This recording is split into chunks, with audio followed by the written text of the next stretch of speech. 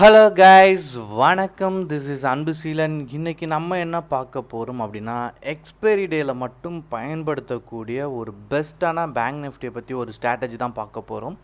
இந்த வீடியோவை ஸ்கிப் பண்ணாமல் முழுமையாக பாருங்கள். எஜுகேஷன் பர்பஸ்க்காக என்னுடைய டெலகிராம் குரூப், வாட்ஸ்அப் குரூப்பில் இணையனும் விருப்பம் உள்ளவங்க டிஸ்கிரிப்ஷன் பாக்ஸில் லிங்க் கொடுத்துருக்கேன்.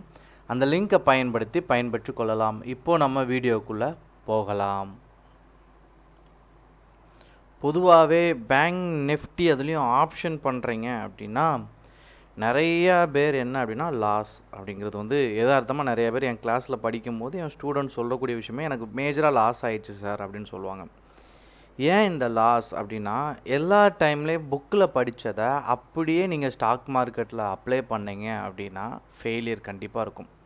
எப்போவுமே நம்ம வேலையில் இருக்கிறோம், சரிங்களா, நம்ம படிச்சிருக்கோம். ஆனால் அந்த வேலைக்கு போகும்போது நம்ம படித்ததை வந்து எல்லாமே அப்ளை பண்ண முடியுமான்னு கேட்டிங்கன்னா இல்லை, ஒரு 5% தான். அந்த மாதிரி தான் ஸ்டாக் மார்க்கெட்டும். சூழல், அதாவது ஒரு ஆள் எப்படி திங்க் பண்ணுவாங்க, இன்னொன்று இந்த மார்க்கெட்டை நிறைய பேர் ப்ரிடிக்ட் பண்ணுவாங்க.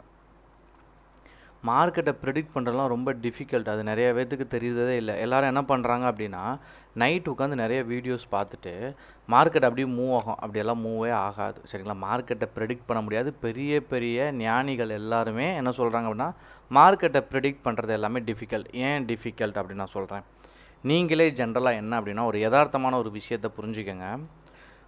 ஒரு ட்ரேட் எடுக்கிறீங்க, சரிங்களா, அன்னைக்கு ட்ரேட் எடுக்கிறீங்க. நீங்கள் எப்போ விற்பீங்கன்னு சொல்லி நான் உங்கள்கிட்ட கேட்டால் உங்களுக்கு தெரியுமா? கேள்விக்குறி தான். ஏன்னா எப்போ நீங்கள் விற்பீங்கன்னே தெரியாது.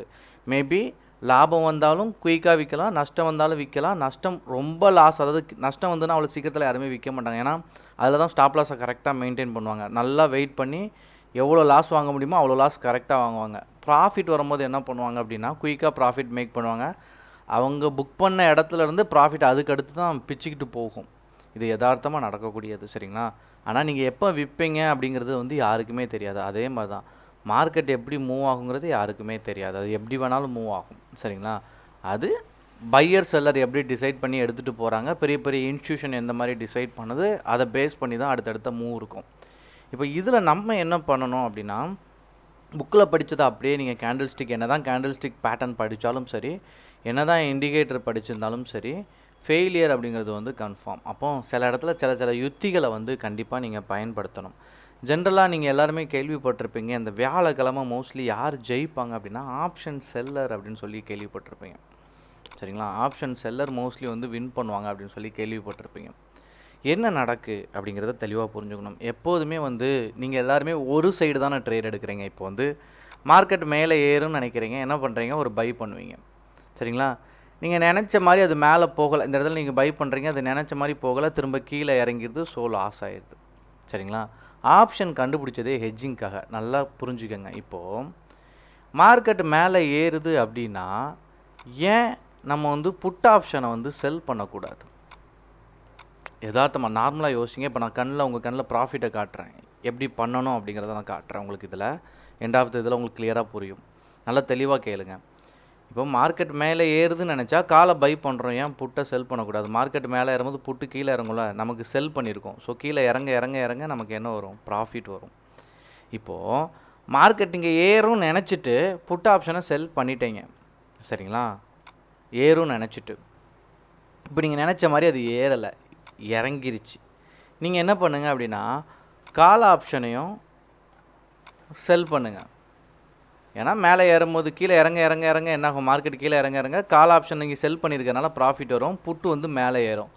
ஸோ இங்கே தான் பிரேக் ஈவன் பாயிண்ட். நமக்கு ப்ராஃபிட்டும் இல்லை, லாஸும் இல்லை, ஜீரோவில் வந்து நிற்போம், சரிங்களா. நம்ம எக்ஸ்பெக்ட் பண்ண மாதிரி நடக்கலை. இப்போ மறுநாள் எடுத்துகிட்டு போகிறீங்க அப்படின்னா இப்படி பண்ணால் தான் மறுநாள் நீங்கள் எடுத்துகிட்டு போகலாம். என்ன பண்ணலாம்? நாளைய மார்க்கெட் நீங்கள் கொஞ்சம் ப்ரெடிக்ட் பண்ணி மார்க்கெட் நல்லா மேலே ஏறும் அப்படின்னு நினச்சிட்டிங்க அப்படின்னா, மார்க்கெட் மேலே ஏறும் அப்படின்னு நினச்சிட்டிங்கன்னா கால் ஆப்ஷன் என்ன பண்ணுங்கள், ரிலீஸ் பண்ணி விட்ருங்க. கால் ஆப்ஷனை ரிலீஸ் பண்ணிட்டீங்கன்னா புட்டில் உங்களுக்கு ப்ராஃபிட் வர ஆரம்பிச்சிடும், சரிங்களா. ஸோ உங்கள் லாஸை வந்து மேட்ச் பண்ணிக்கலாம். இது ஜென்ரலாக எல்லாத்துக்குமே தெரியும். ஆனால் செல் பண்ணுறதுல மோஸ்ட்லி சக்ஸஸ் இருக்கும். இந்த வியாழக்கிழமை எக்ஸ்பைரி டேயில் மட்டும் என்ன பண்ணுங்க அப்படின்னா, இப்போ நான் சொன்ன யுத்தியை பயன்படுது. மார்க்கெட் மேலே ஏறுதுன்னு நினச்சிட்டிங்களா, இப்போ இது வந்து 3 hour கேண்டல், சரிங்களா. நாங்கள் போட்டிருக்கிறது இன்றைக்கி நடந்தது. இன்றைக்கி டேட் பார்த்தீங்க அப்படின்னா 18ஆம் தேதி. ஸோ மார்க்கெட் மேலே பிரேக் ஆயிடுச்சு, பிரேக் ஆனோன்னு நீங்கள் என்ன பண்ணுவீங்க? இது பிரேக் ஆகுது அப்படின்னா நம்ம வந்து மேலே ஏறுது சரிங்களா? நமக்கு என்ன நடக்கும்? புட்டு வந்து என்ன ஆகும்? மார்க்கெட் மேலே ஏறுதுன்னா புட்டு என்ன ஆகும்? கீழே இறங்கும். புட்டை ஃபஸ்ட்டு செல் பண்ணிடுங்க.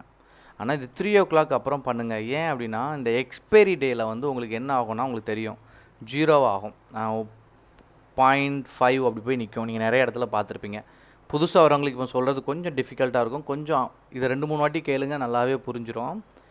இப்போ மார்க்கெட் மேலே ஏறுதுன்னு தெரிஞ்சோன்னு நான் காலை பை பண்ணல, புட்டை என்ன பண்ணுறேன்? செல் பண்ணிட்டேன். ஸோ நான் என்ன பண்ணுறேன்? புட்டை செல் பண்ணுறேன். இப்போ நான் என்ன பண்ணுறேன்? சரி, நமக்கு ஒரு கான்ட்ராக்ட் வேணும். ஸோ நான் ப்ரீவியஸ் டே என்ன நடந்துன்னு பார்க்குறேன். ப்ரீவியஸ் டே முடிஞ்சதுலேயே நான் எடுக்கிறேன் சரிங்களா? பேங்க் நிஃப்டியில் ப்ரீவியஸ் டே எனக்கு ஒரு கான்ட்ராக்ட் ஸ்ட்ரைக் எடுக்கணும்ல, ஸோ நான் ஸ்ட்ரைக் எடுக்கிறேன்.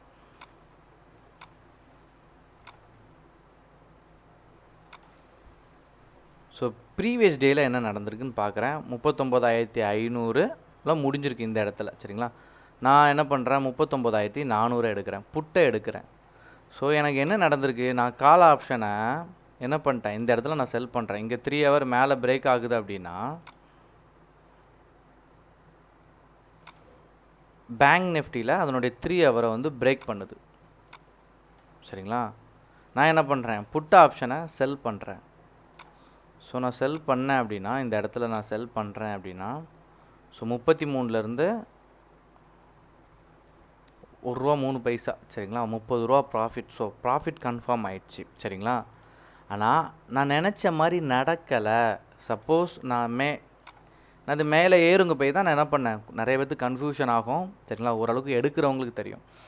ஸோ மேலே ஏறும்னு நினச்சேன், ஆனால் இறங்கிருச்சு அப்படின்னா நீங்கள் என்ன பண்ணுங்கள்? கால் ஆப்ஷனையும் செல் பண்ணி விட்ருங்க. இது எக்ஸ்பைரி டே அன்னைக்கு தான் நம்ம பண்ணுறோம் சரிங்களா? ஸோ ப்ரிடிக்ஷன் இங்கே பாருங்கள். உங்களுக்கு கால் ஆப்ஷன் அதனுடைய 3 hour கேண்டில் பிரேக்கே பண்ணல. பிரேக் பண்ணால் தானே என்ட்ரி கொடுப்பீங்க. பிரேக்கே ஆகாது. ஏன்னா அந்த டைம் ஆக ஆக என்ன ஆகும்னா உங்கள் ப்ரீமியம் வந்து கரையும். இது பிரேக் ஆனால் தானே நீங்கள் என்ட்ரி கொடுப்பீங்க. இங்கே நான் கால் ஆப்ஷன் எடுத்திருக்கேன் சரிங்களா? ஸோ பிரேக் ஆனால் தானே என்ட்ரி, இங்கே பிரேக்கே ஆகலை. ஸோ உங்களுக்கு புட்டில் சான்ஸ் இருக்கும், ப்ராஃபிட் எடுக்கலாம் சரிங்களா? நீங்கள் அப்படியே இது பிரேக் ஆகும் போது என்ட்ரி கொடுத்துருந்தாலும் சரிங்களா? சரி, பிரேக் ஆகிற மாதிரி இருக்குது. எவ்வளோ 271 கொடுத்தாலும் முடியும் போது உங்களுக்கு ப்ராஃபிட்டில் தான் இருக்கும். 20 பாயிண்ட், அதாவது கிட்டத்தட்ட 15 பாயிண்ட் உங்களுக்கு ப்ராஃபிட்டில் தான் இருக்குது. ஸோ இதனால தான் ஆப்ஷன் செல்லர் வந்து மோஸ்ட்லி வின் பண்ணுறதுக்கான காரணம் ஒன்றுமே இல்லை. பேஸ் ரொம்ப சிம்பிள் சரிங்களா? ரெண்டையுமே செல் பண்ணுறோம் அவ்வளோதான். இது வந்து ஏன் அப்படின்னா நம்ம சேஃபாக ட்ரேட் பண்ணுறோம் அவ்வளோதான். இதுக்கு நிறையா மார்ஜின் தேவைப்படும். அந்த ஒன்று தான் இதில் இருக்க பெரிய மைனஸ். மற்றபடி இது நல்லா சக்ஸஸ் கொடுக்கும். இதெல்லாம் எஜுகேஷன் பர்பஸ்க்காக நோட் பண்ணி பாருங்கள் சரிங்களா? ஸோ இது இந்த வாரம் மட்டும் இல்லை, தொடர்ச்சியாக வர வாரங்களை நல்லா செக் பண்ணி பாருங்கள். You will be success. Okay guys, thank you so much for வாட்சிங் this video. Tata, bye, see you.